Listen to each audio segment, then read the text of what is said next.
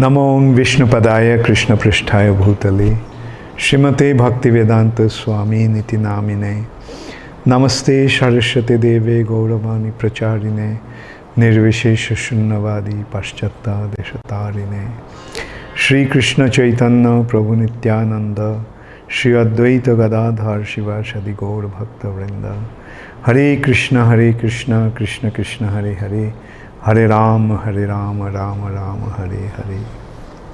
Srila Prabhupada ki jai. So, discussing about Uddhava Gita, Srimad Bhagavatam, 11th canto, chapter 12.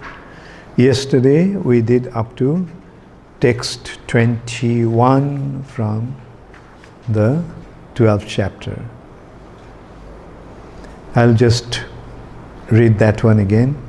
Just as woven cloth rests on the expansion of lengthwise and crosswise threads, similarly the entire universe is expanded on the lengthwise and crosswise potency of the Supreme Personality of Godhead and is situated within Him. The conditioned soul has been accepting material bodies since time immemorial. And these bodies are like great trees, sustaining one's material existence. Just as a tree first blossoms and then produces fruit, similarly, the tree of material existence, one's material body, produces various results of material existence. So, we briefly discussed that point yesterday. Like cloth has a shape. But what is a cloth? The interweaving of the threads. Some threads are going crosswise and some threads are going lengthwise. Have you ever seen how the weaver weaves the cloth? It has the threads. One thread is lengthwise, and that also is connected with two. One half in one connection and other half on another connection. And then he actually pulls another thread that goes crosswise. And then when it goes crosswise, this goes up. So it holds the thing crosswise. Then it comes back, goes down, goes up, goes down, as it goes sidewise. It's woven. The point is, this cloth is actually threads in crosswise and lengthwise. So similarly, just as threads are giving rise to the cloth, the energy of the Lord is giving rise to this material creation. And this energy of the Lord is from His internal potency. The Lord is not weaving, or Lord is not creating. He made the arrangements. And what is the basic arrangement in the material nature? What's the basic arrangement of the material creation? Guna and karma. Guna, karma. So that's what is this material nature. And in that respect, we can also consider, remember when Avadhuta was speaking about 24 gurus, what was one guru? Spider. And what did he learn from the spider? Just as the spider from his saliva creates the cobweb, the net, where he plays, where the spider plays. Plays means it catches worms and insects for its food. But the web, and then it creates it from inside, from its saliva, and it at the end it eats it up also. So similarly, the Lord is creating the material nature from His potency, manifesting the material nature, and then He is withdrawing the material nature. See the similarity of a spider creating the cobweb? And here also we are seeing, as it has been mentioned,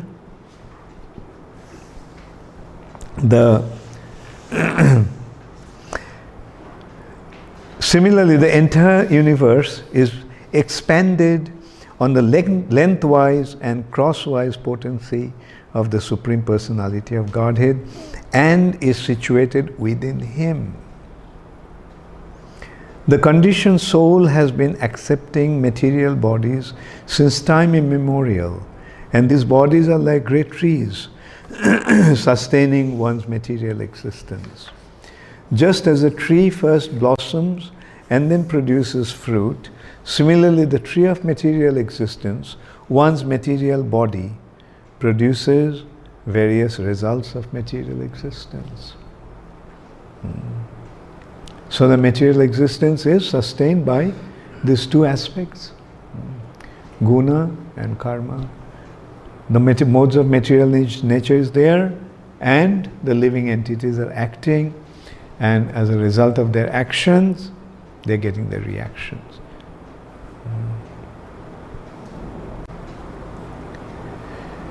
So these instructions or these informations are so important. That's the wonderful thing about the Vedas. Vedas just doesn't speak about God. Vedas also tells how He acts. The Vedas also give us information how this material nature is created, how the Lord is involved in creation. Nowhere you'll find such detailed informations about this whole creation. Creation means creation, maintenance, annihilation. So much information, and these informations are so relevant, so appropriate. Does it look like any speculation, mental speculation? Like some of the informations are actually so unscientific or unreasonable that people find it difficult to believe. But the Vedic informations are so precise. Spiritual energy is transforming. Spiritual energy is transforming into pradhan. And then the material nature endowed with three modes. Then the transformation further, Mahat Tattva. So that's why its material nature is a transformation of the spiritual nature, spiritual reality. Sarvang Khallidam Brahma. Brahma, the spiritual energy, is the cause of creation. How is the cause of creation? That has been described. Pradhan, Mahat Tattva. And then various other elements are becoming manifest. False ego, intelligence, mind. Then ether, air, fire, water, earth. And the living entities are given the body. The human beings have a set of senses. The knowledge acquiring senses and working senses. Then these knowledge acquiring senses are interacting with the elements, and the objects of the senses are produced. See gradually how the creation is becoming manifest. Where will you get such detailed scientific understanding? That's why Krishna consciousness, when it's properly exposed to intelligent class of people, they naturally accept it. But in today's world, something else also happens. They get the informations and they try to pass it as their knowledge. They're coming up with some info. But the thing is that that is how they're cheating themselves and cheating others. No one is getting the benefit out of that. Therefore, the importance is it is important to find the real purpose. Why do we need this knowledge? Do we need this knowledge to write a book and get the credit and make some money? Do we need this knowledge to make a movie? And nowadays many movies are being made on this. Like they take some concepts from here. Avatar, a movie. They're using the technology, using the concept avatar. But who they're portraying? They're portraying just another living entity, not the Supreme Personality of Godhead. And they get the concept. Avatar. I happen to have seen that movie. There, this person, he rides on a bird. Who is that bird? Garuda. Lord's carrier, Lord's. So get all these informations. Another consideration, the subtle domain. A movie called Matrix.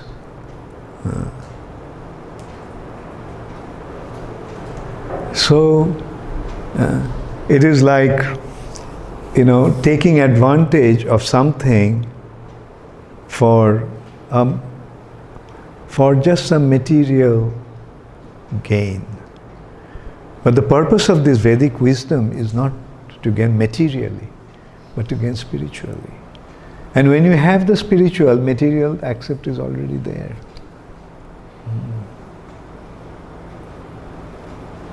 So then let's go to text 22, 23. The tree of material existence has 2 seeds, hundreds of roots, 3 lower trunks and 5 upper trunks. It produces 5 flowers and has 11 branches and a nest made by 2 birds.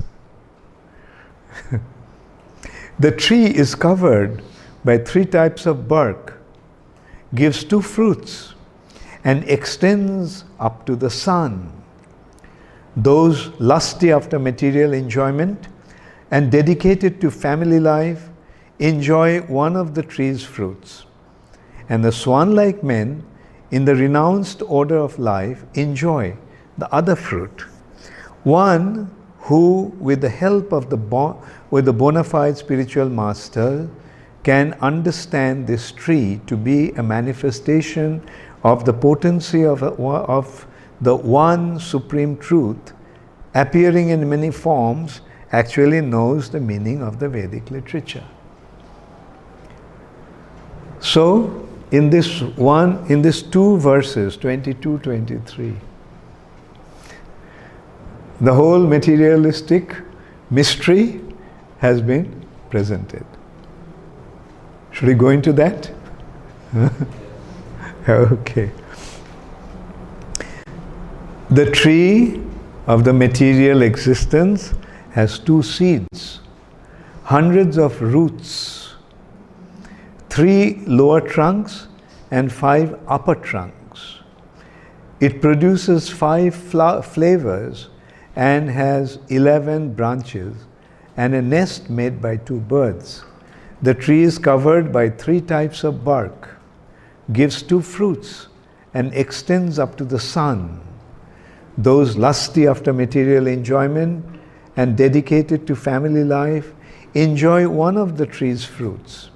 And swan-like men in the renounced order of life enjoy the other fruit. One who, with the help of the bona fide spiritual masters, can understand this tree to be a manifestation of the potency of the Supreme Truth, appearing in many forms, actually knows the meaning of the Vedic literature.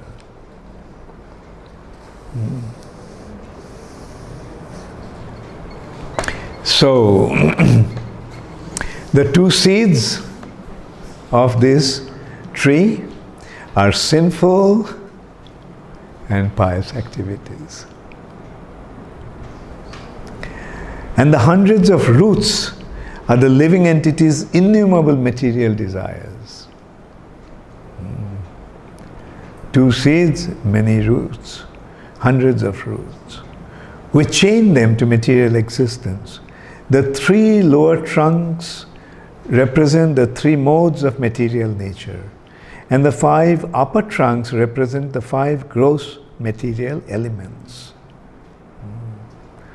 The tree produces five flavors: sound, form, touch, taste, and aroma, and has 11 branches: the five working senses, the five knowledge acquiring senses, and the mind.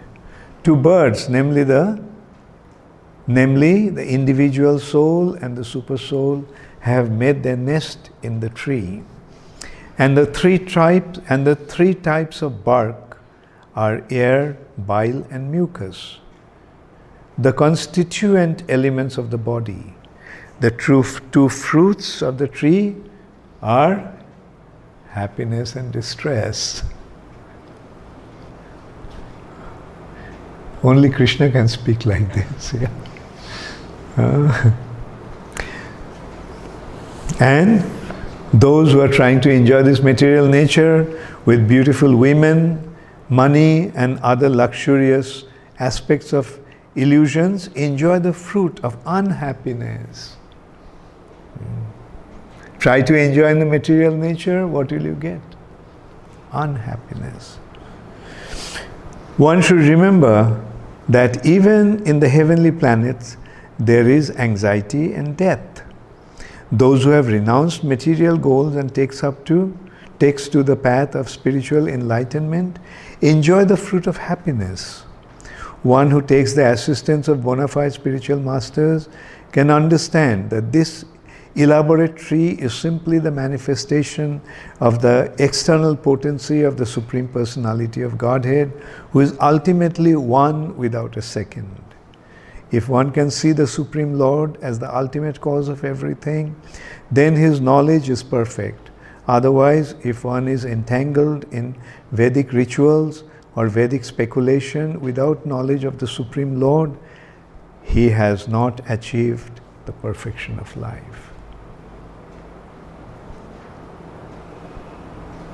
So, isn't it wonderful? Did you understand? Everything is in this two verses. Okay, text 24. With steady intelligence, you should develop unalloyed devotional service by careful worship of the spiritual master, and with the sharpened axe of transcendental knowledge, you should cut off the subtle material covering of the soul. Upon realizing the Supreme Personality of Godhead, you should then give up that axe of analytical knowledge.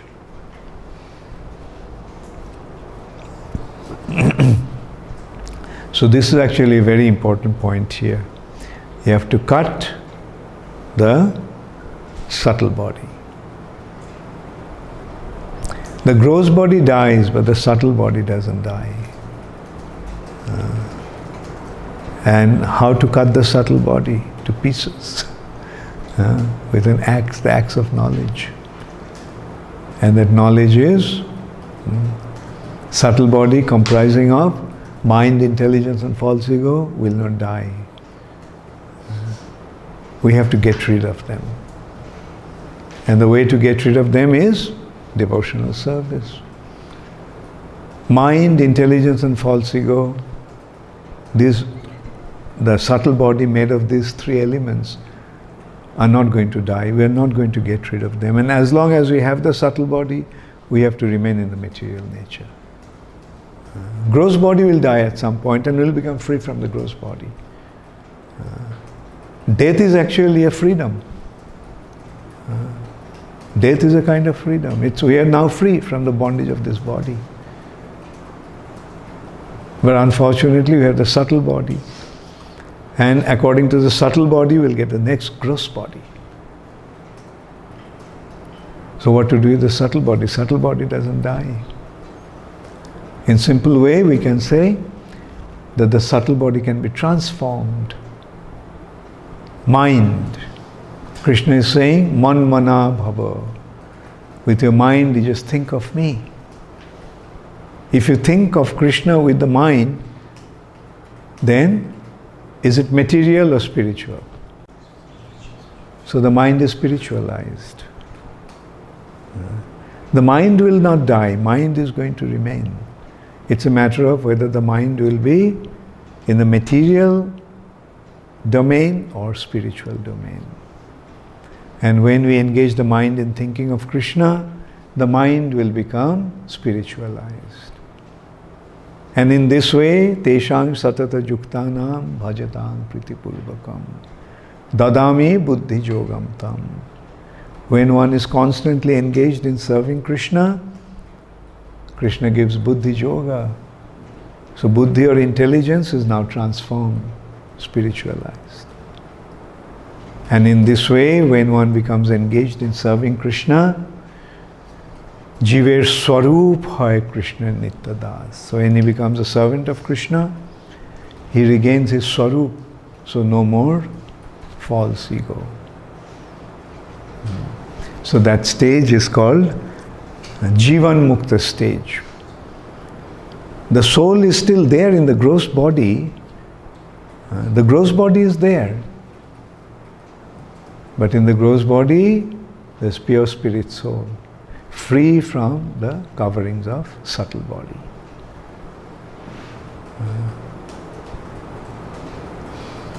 Iha jasya harer dasya karmana manosa gira nikhilasyapi avasthasu jivan mukta sa uchyate. Jivan mukta. He is, although he is in this body, he is liberated.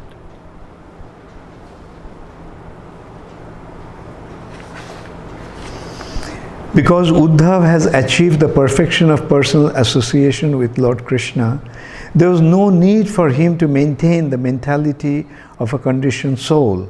And thus, as described here by the words Sampadya Chatmanam,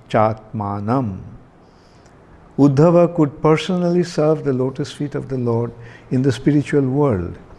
Indeed, Uddhava requested this opportunity at the beginning of this great conversation, as stated here, Gurupa Shanaiko Bhaktya. One can achieve pure devotional service by worshipping a bona fide spiritual master. It is not recommended here that one give up pure devotional service or one's spiritual master.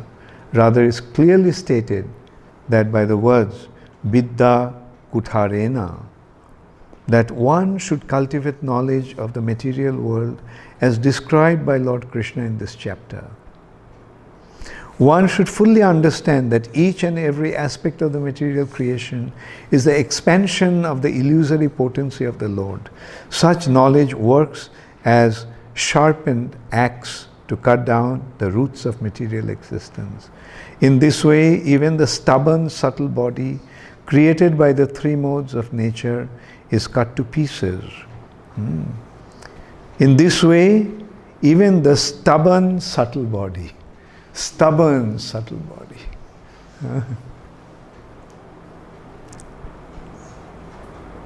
created by the three modes of material nature is cut to pieces, and one becomes apramatya, or sane and cautious in Krishna consciousness. Lord Krishna has clearly explained in this chapter that the cowherd damsels of Vrindavan were not interested in an analytical approach to life. They simply loved Lord Krishna and could not think of anything else. Lord Chaitanya Mahaprabhu taught that all his devotees should follow in the footsteps of the cowherd damsels of Braja in order to develop the highest intensity of selfless love of Godhead. Lord Krishna has elaborately analyzed the nature of the material world so that the conditioned souls who are trying to enjoy it can cut down the tree of material existence with this knowledge. The word sampadya chatmanam indicate that a person with such knowledge has no further material existence because he has already achieved the personality of Godhead. Such a person should not loiter in the kingdom of Maya, perpetually refining his understanding of the illusory creation. One who has accepted Lord Krishna as everything may enjoy eternal bliss in the Lord's service. Yet even though he remains in the world, he has no more business with it and gives up the analytical procedures of negating it. Lord Krishna therefore tells Uddhava, Tajastram, give up the acts of analytical knowledge by which you can cut down your sense of proprietorship and residence in the material world. Thus end the purports of the humble servants of His Divine Grace, A.C. Bhaktivedanta Swami Prabhupada, to the 11th canto, 12th chapter of the Srimad Bhagavatam, entitled Beyond Renunciation and Knowledge. Hare Krishna, all glories to Srila Prabhupada.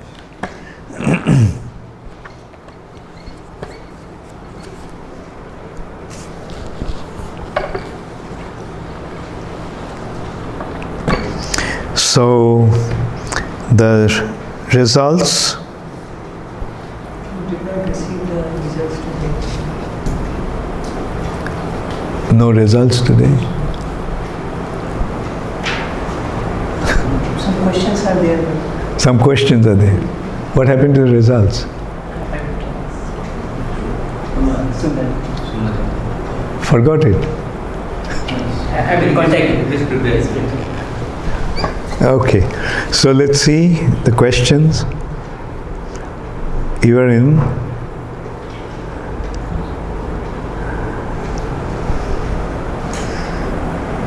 Satyaraj Vasudas.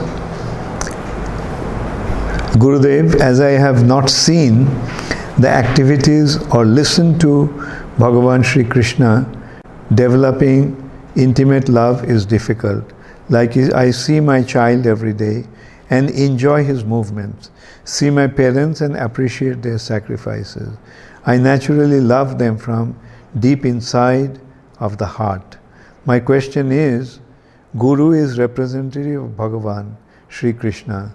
As I see my Guru Maharaj's actions, listen to his lectures and kirtans, I see loving my Gurudev is naturally happens.